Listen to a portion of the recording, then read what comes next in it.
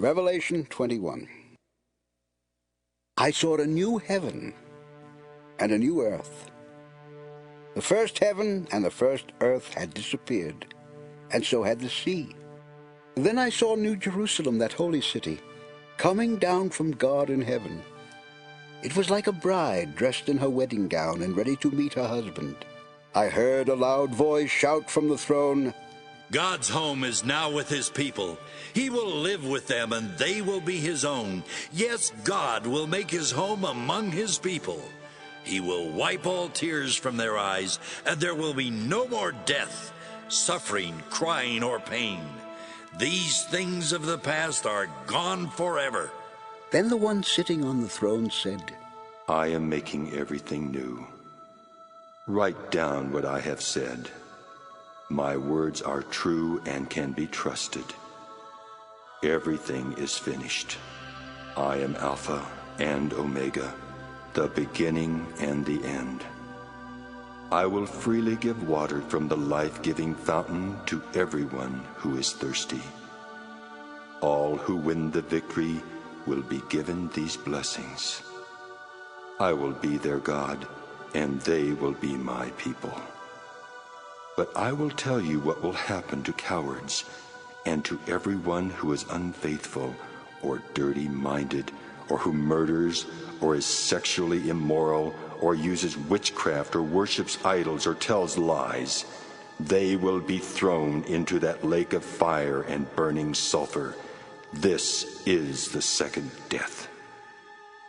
I saw one of the 7 angels who had the bowls filled with the 7 last terrible troubles.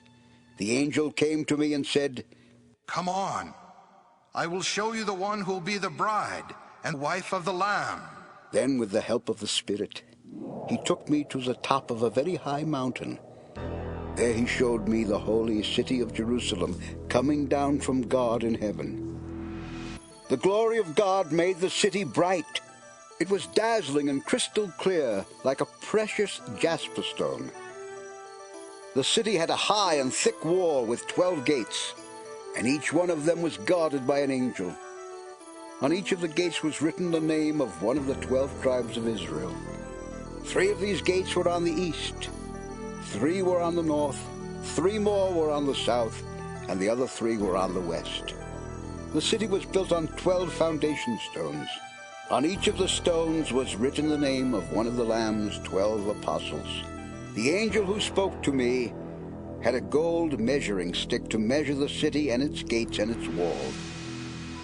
The city was shaped like a cube because it was just as high as it was wide.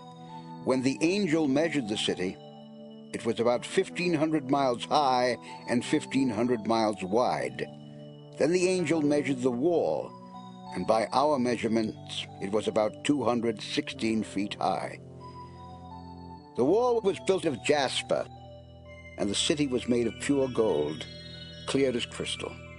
Each of the 12 foundations was a precious stone.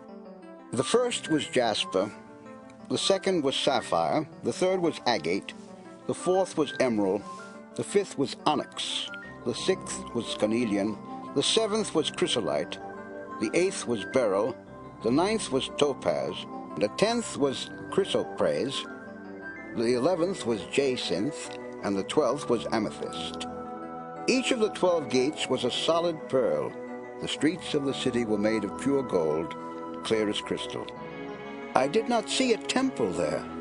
The Lord God all-powerful, and the Lamb were its temple.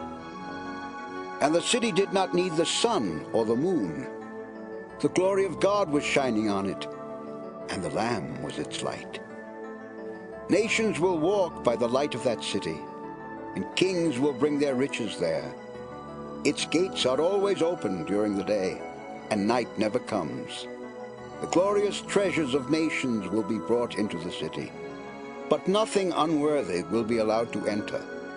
No one who is dirty-minded or who tells lies will be there. Only those whose names are written in the Lamb's book of life will be in the city.